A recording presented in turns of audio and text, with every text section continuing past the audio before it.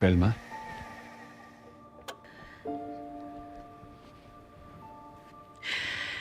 Sinusubok kong magpakatatag.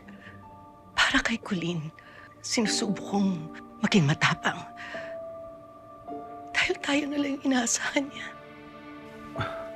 Velma, yun din naman ang ginagawa ko. Mahirap na makita niya na nangihina tayo. Baka lalong manghina yung loob niya. Pero ang hirap palang maging matapang. Pinanghihinaan din ako eh. Natatakot ako sa epekto ng pananakot ni Hazel sa anak natin.